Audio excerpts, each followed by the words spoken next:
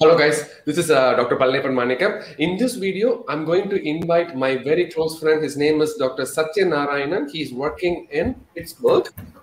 He is a COVID hospitalist director. I was thinking maybe I can have an honest conversation with him to see what is the current COVID situation, where are we heading, when is this all going to end, okay? So let's invite Dr. Sathyanaryanan on the channel.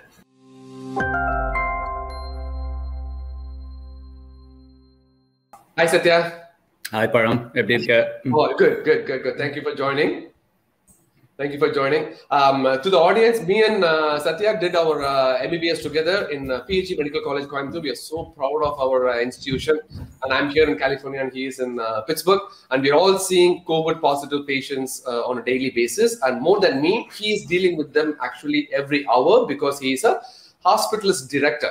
What I mean by that is he takes care of all the COVID patients, see how many patients are there in the hospital. If needed, he needs to transfer patients to higher level of care. All those things he manages. So it'd be a good thing to get his input about the current COVID situation. So Sathya, my hospital is overflowing with COVID to a point that we are actually making the ER corridors as COVID beds now. What is going on in your hospital?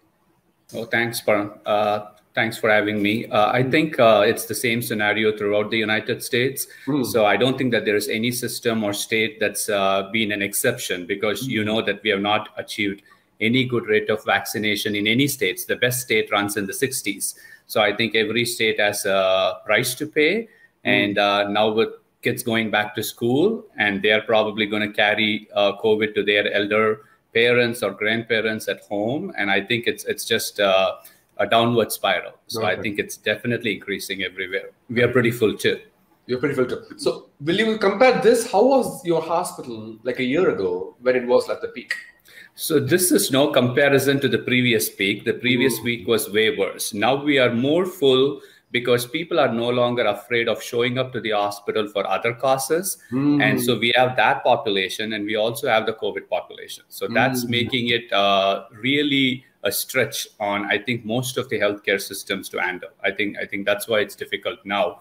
As far as the COVID numbers, we are still nowhere close to the numbers that we had the last time, but it is definitely way more than what was in the last few months.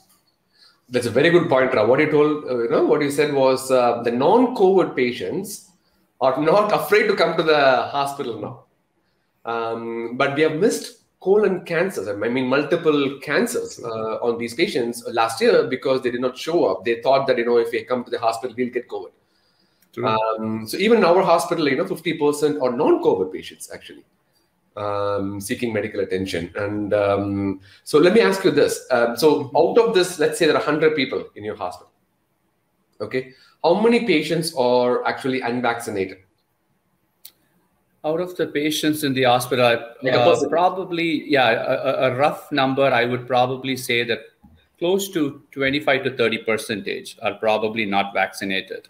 Because you don't go asking this question as a routine unless they are presenting with COVID-like symptoms. But there are definitely a section, and it is sad that there are some people in the medical line who even are not convinced to get the vaccine. So you're not surprised with common men not taking the vaccine.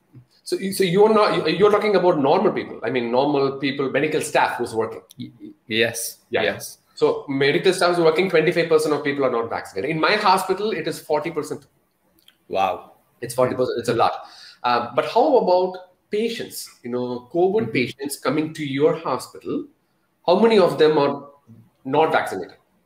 Luckily, I think that percentage is to a smaller extent compared to the percentage in the staffing ratio, because you don't get to see everybody who gets sick enough to come to a hospital. There's a major proportion that we will not be seeing who are just able to manage themselves in the community, right? Unless they get really sick that they're not going to come. We basically will see only the breakthrough infections. So what we mean by breakthrough infections is you're completely vaccinated with your first dose, you get your second dose, and you still end up getting COVID. So those are the breakthrough infections. So people who are vaccinated who end up in the hospital are all breakthrough infections. But that is, I think right now it's more of a 70-30 split. 70% of the ones who get admitted are not vaccinated. 30% are vaccinated. But the most important thing is those 30% are significantly less sick. Absolutely. Absolutely. I think I would say in my hospitals around like 90-10.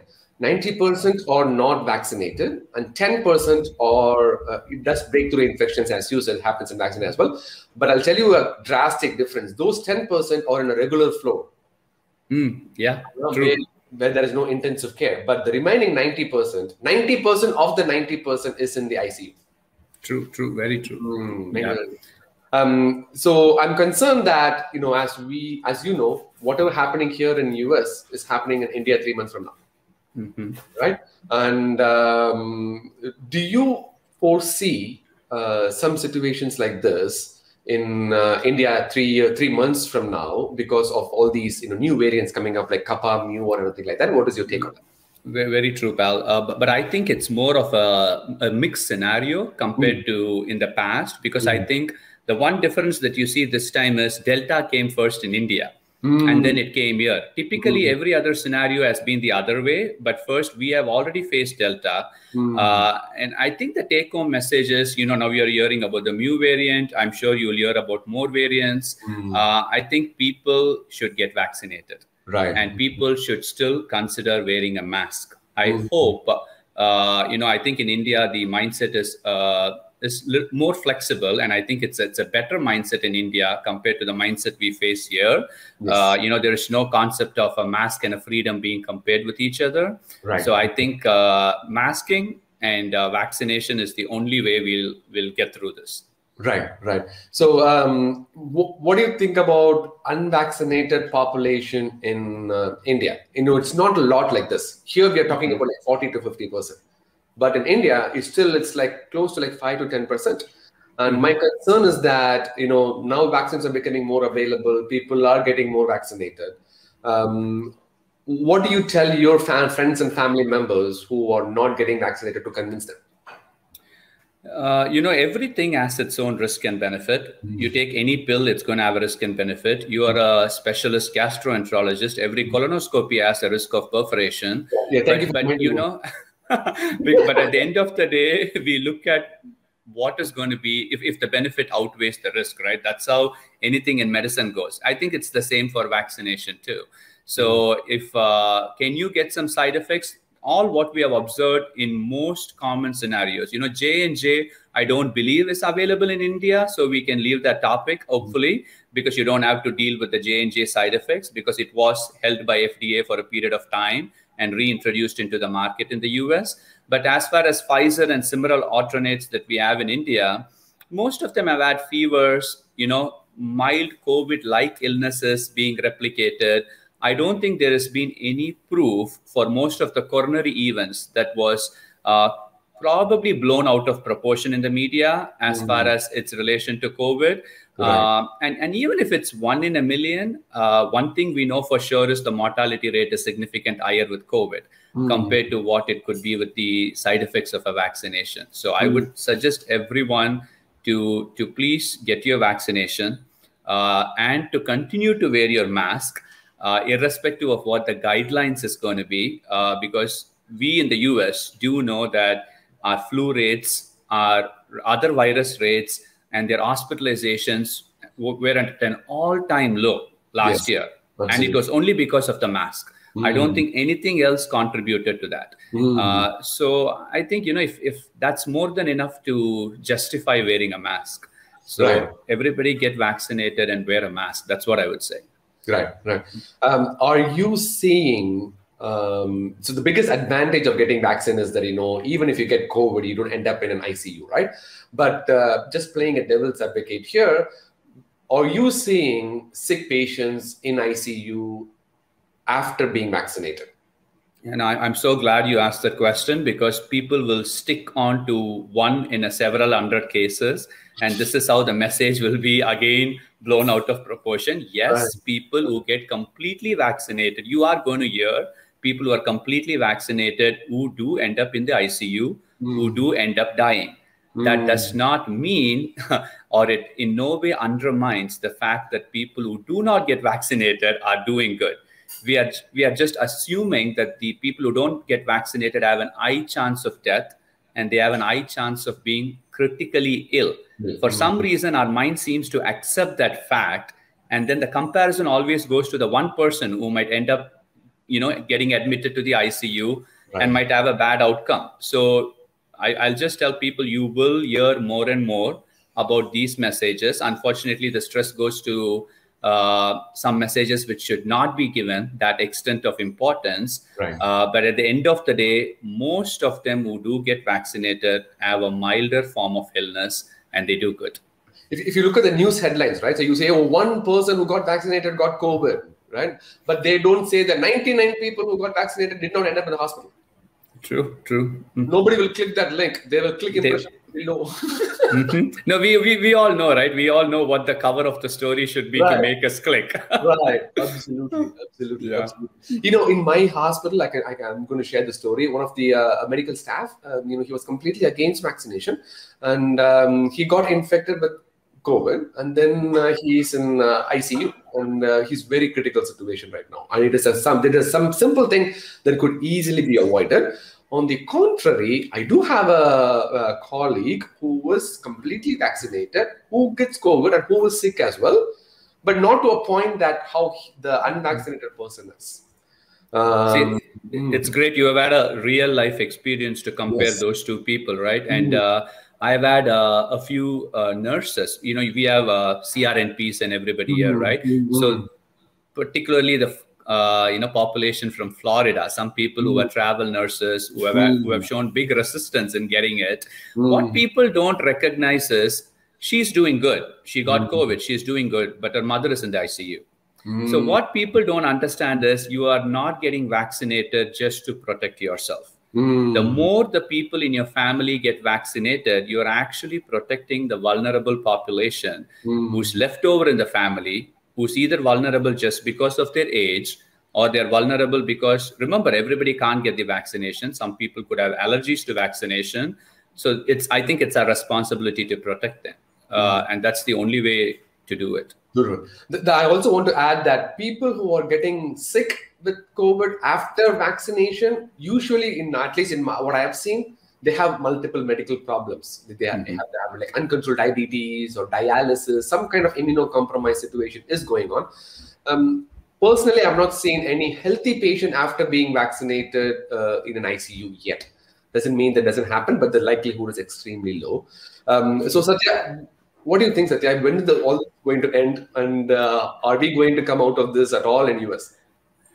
I don't know. I don't think I think one thing we all know is we should not predict what will happen, because all our predictions have gone wrong. Nobody thought that 16, 18 months after March of last year, we would still be speaking about the same topic. Yes. But in India, if there are people who are listening in India, I think their chances are better.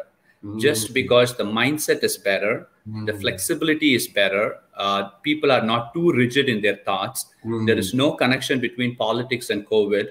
There is no connection between mask and a culture. So I think that's the biggest advantage that people have in India. They have a better chance. Of course, we have the downside of being overpopulated. For any communicable disease, too many people in the same place makes it difficult. That's the downside we have. But the upside we have is, I think people will listen to doctors more than listening to somebody else. So I think if they do that, I think their chances are going to be, and luckily, there is no religious connection between vaccination and, a religion in India. So there are a few really good things that's in our favor in India that they can do better. Absolutely, Satya. I think it's a good point that you brought the religious connection up. I'm going to share another experience. In my hospital, they give religious exemptions for vaccination, right? So let's say you get a letter from a priest in church that, this guy cannot get vaccination because of religious reasons. That person can be exempted.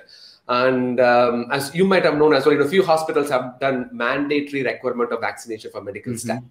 And this religious exemption, people are like lining up outside the church to get that letter from that priest. And one of my Hindu friend, he's having all this vibhuti and everything standing in line. I said, hey, at least vibhuti is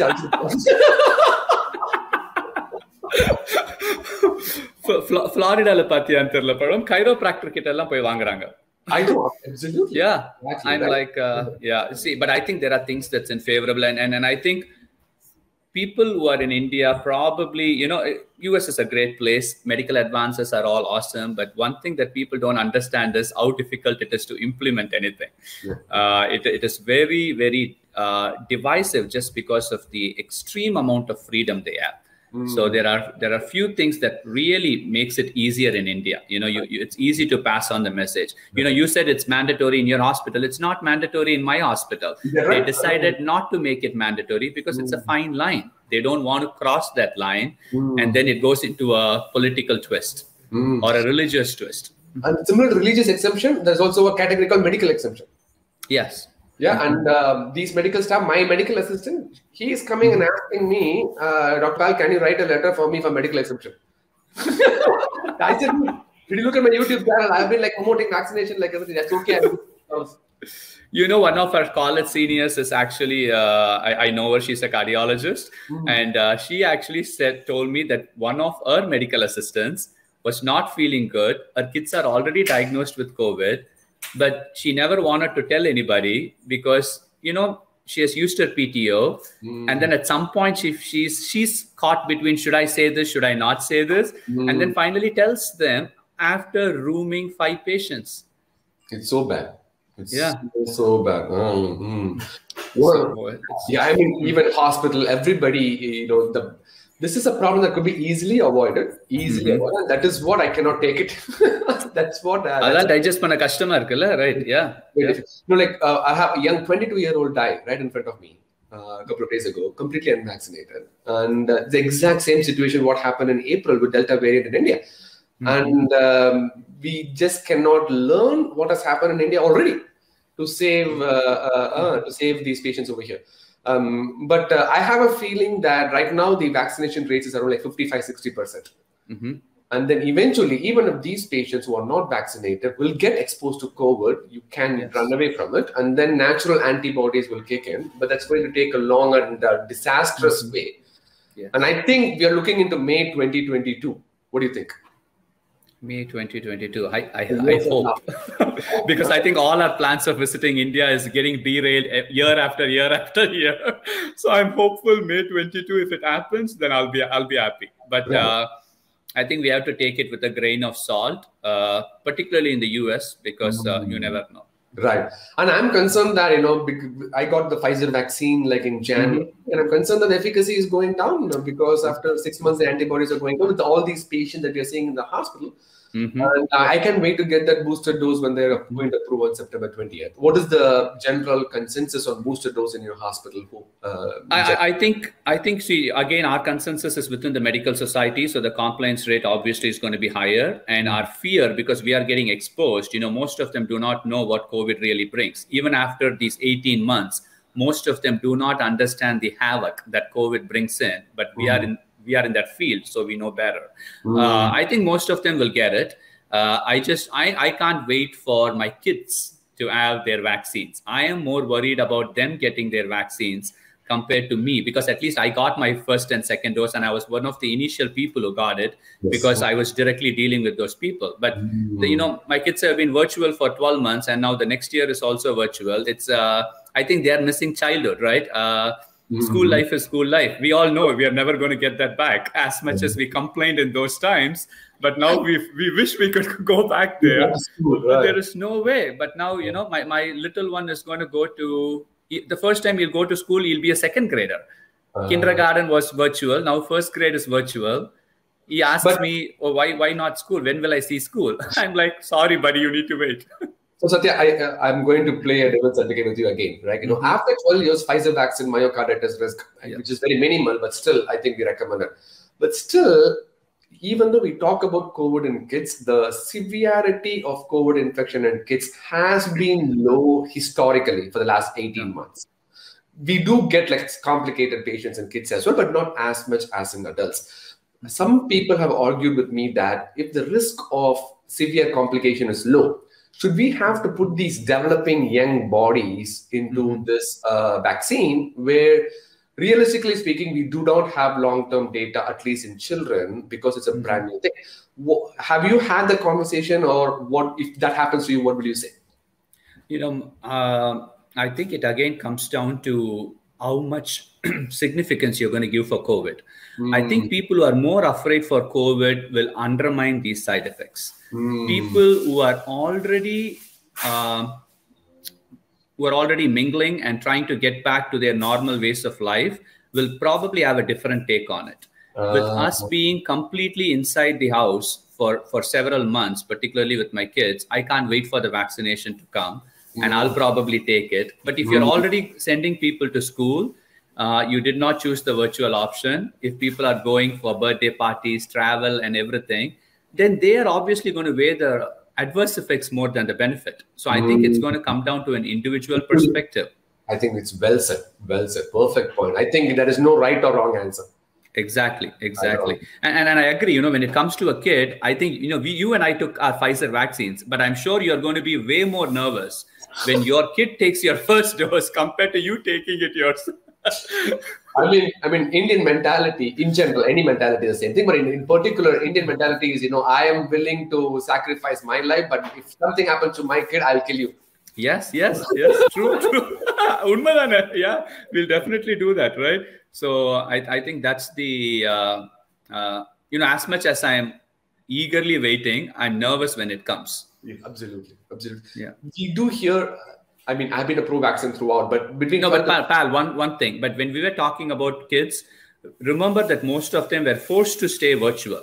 We are seeing a significant increase in cases just within the last few weeks since school opened up this time. I know I have friends in Indiana, around 2,000 to 4,000 students just in one school district are quarantined. And there are schools which opened up, which are now shutting down and becoming virtual. So there are a lot of places where things are changing, and we did not know the impact in kids just because I think our kids were forced to be protected. But now I think we might know more as we move more and more. I think we'll have to face we don't know the long-term consequence either. For people who are worried about vaccine effects in kids, one thing they have to remember is we don't know the long-term effects of a COVID infection in kids either. Absolutely. We don't know it in ours either, right? So there's a lot of uncertainties there. But I think that's a good point that, so far we didn't see any severe infection in kids because maybe we were protecting them, but now it is like wide open. And maybe we might see more infections now. And that's a very good point. It's a very good point. Yeah. Are you dealing with kids as well in your hospital? No, luckily not. That's how I would say. Because even when some of my friends will ask, okay, in the paiyanukku enna kudukalana pediatric dose arna mattum I will send to pediatrician. Absolutely. How is the COVID bed situation? Is it to a point that you are transferring patients out? Mine is a referral center. So people actually come with COVID to my place. So not necessarily transfer. But I think we are creating regional hubs where we are trying to open where real estate allows you. And particularly, you know this better than me, where nursing staffing allows. Nursing is what determines the staffing in United States. It's not a doctor. You can ask a doctor to see, you see as many as you want. They'll see patients, but nursing have their unions, they have their limitations, and nursing is a difficult job, right? It's not just writing orders and moving on. They have a tough job. So absolutely. Nursing shortages is something that's really affecting people. So bed situation wise, what has changed now compared to 12 months back is 12 months back, we had COVID units. Now with our eye sensors, with non-COVID patients, we are just not affording to have COVID units or negative pressure zones. They are just scattered throughout the hospital. Places where we went like this, now everybody wears an N95, goes in and comes out. Right. Oh my God. I'm just worried that my hospital lounge cafeteria will be closed pretty soon. I'm so sad about it. Yeah. With COVID patients or just for food? That's what I'm saying. I mean, for doctors, I'm sorry, doctors' lounge cafeteria will be closed. No, see, we have social distancing still in places, even in lounges and cafeteria. Right from last March, we have to. There are only the capacity of the rooms have been decreased. So we have signs outside every room that only so many people are allowed inside that room at a given point. So there was an elevator sign which says no more than 2% inside the elevator. There was already 2% here inside the room. Inside the elevator. I was about to enter. They were like, "That's okay, doctor. That's okay. I will not say anybody." No, you should see in my elevator. So the elevator is like this, right? In the center, they write 6 feet distance. The only way you can do 6 feet distance is one stand in this corner and the other stand climb on the other top corner. Provided you keep your mouths the other way. That's the only way you get 6 foot. I think so. I hope that once more people get vaccinated, we'll come out of this situation pretty soon, hopefully. And the other problem is our nursing staff. 1/3 of our nursing staff in the hospital is out either because of exposure to COVID or got infected with COVID or because of I will not vaccinate opinion. No, this is coming back, pal, because this was a problem last March, right? Because we were losing more workforce. So now what has happened? See, COVID is so new, and you also have to be realistic that some of CDC's recommendations, in my opinion, are slightly biased too. If you come up with very stringent rules, you and I can't work. Most of them can't work. Then who's going to take care of people, right? So if you see now, they are modifying the requirement for quarantine. Why are they doing it? Because if they stay too strict with the requirements, then you can't run the healthcare system at all. Absolutely. So tell me about the quarantine requirement. Before it was 14 days. Yes. And now it is 10 days. Tell me more about it. So it is still that it depends on your symptoms too, right? So quarantine, remember, is only for people who are exposed and have not developed symptoms. Yes. And then even if you turn out to be positive, you are going to stay only for 10 days in quarantine. But if you get COVID as such, then it's going to be more of, with symptomatic COVID, then it's going to be more towards 14 days. So that's the 10 and 14-day difference that they are still maintaining. But what has changed with quarantine now is because this has come up because of school kids again.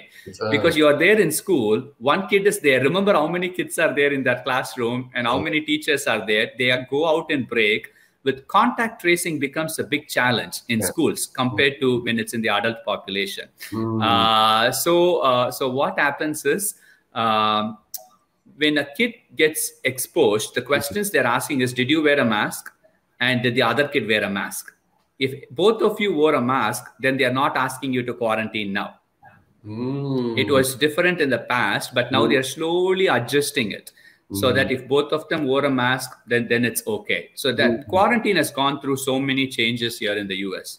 Because in UP, in my system, right, I was the first to get exposed to COVID when our questionnaire was only who traveled to China.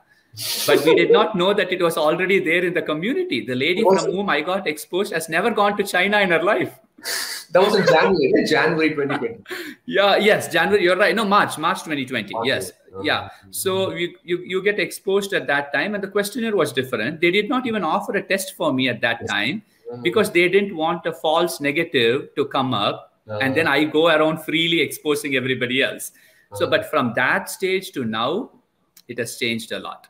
There is something like, if you have fever, but if you are not symptomatic after 3 days, you could still come to workforce, right? Yes, that's there. I don't think, again, it's given to the discretion of the organizations to decide what they want to do. I don't think we are, in my place, we are not using that yet. We are still sticking. I mean, you have a test. If your test is negative, obviously, and then if you're asymptomatic, you can come in that time frame. But obviously, if your test is positive, it defaults to the 10 and 14-day limits. Yeah. Absolutely. Depending on how symptomatic you are. Right. Yeah. Because you don't want to do the test too early. That's the other problem. Because you can get a false negative. You get exposed now, you don't want to go and get checked tomorrow itself. Yes. Usually 3 days after, right? 3 days. Yeah. 3 days. So, hospitals, non-COVID patients are picking up as well. Now and then slowly. What is your take on how we can control all this with the booster doses, right? So if a general population, they are already concerned about the booster doses. Are patients asking you as well? Not particularly, but my thing is, people who got the regular dose are the only ones who are going to get booster dose, right? Obviously, people who are not convinced to get it are not going to get it. So I think the booster dose is not going to make the herd immunity any better. But, again, there's an assumption that the vaccination protection will wane off in a few months. That's the assumption on which the booster has been introduced, right? It. In Europe, they are not supporting that fact. It's only the United States that's going with the booster dose right now. So if at all it offers protection, it's only going to offer to the same population which got the first and the second dose. So I don't think it's necessarily going to help us to win the battle, but maybe will keep us, protected for longer. Sometimes we feel guilty, actually. To be honest, I feel sometimes guilty that many countries are not even having the vaccine and we are getting the booster dose. True. Very true. Yeah. And you'll be surprised, certain things, it's not what you read. One of my friend's daughter got her first dose and they have told that they do not have the second dose for her. But then when we read about things, there is surplus of vaccination that's available. So some things are different on paper and different in reality. And there is a difference between blue states and red states too. Because blue states are more vaccinated, vaccination is not as easy as you can get compared to in a red state, because the quantity, so there is a difference there too. Okay. Here in California, you could walk into any CVS pharmacy and then say that, I want a vaccine, and they'll give the vaccine, give you a $5 coupon. Many people got 2 doses of vaccine just because of that. They got $10 coupon. Are they getting the third dose too? Because the estimation is 1 million people. This is based on my discussion about 4 weeks back with somebody at a national level. About 1 million people have lied and gotten the third dose of booster. Absolutely. And there are 2 ways. One is, my friend actually got it because I said, how did you get it, man? You are a software engineer. You're not even exposed to COVID, right? And he's like, I went to CBS. They asked, do you want to compromise? I said, yes, I want to compromise. I said, they asked, your immunity is compromised. You want to compromise? Or they are getting it. But good though. Good. Is one more person who will help us. Exactly. I think we asked me, since if there are surplus of vaccines, it is better to give the booster dose for people who want to. True. And that's a whole different story where, what kind of booster you have to get and everything. Yes. That's a whole different story. But, for people in the US, there is no J&J booster. It's only for Pfizer and Pfizer and Moderna is the only one who's planning on boosters. And Pfizer is the only one which is approved. So I'm pretty sure they will be the one to start with the boosters. But J&J has no booster. See, it's a good thing that you brought that point up. I'll tell you my take on that, right? So this J&J vaccine, I personally feel that, you remember in December, when Pfizer and Moderna got approved in January, J&J was not approved at that time. Right? So what happened was they stopped the second dose trial because they got 70% efficacy with just the first dose. And it was simple, easy to transport, no need to store all these things compared to Pfizer. Moderna. So they wanted to get into the market early to compete with these people. And I'm pretty sure that if they got the second dose, the efficacy would have been like 95, 96% like this. And now we don't know what is happening with the antibodies level because we don't have data for the first dose of Johnson & Johnson vaccine. Right? So if it was me, when the booster dose is available, there is no data to support this. But if it was me, what I will do is I'll get a booster dose either with Johnson, or maybe there is a role for a booster dose with mRNA vaccines to people who got dose of J&J based on the heterologous vaccine concept.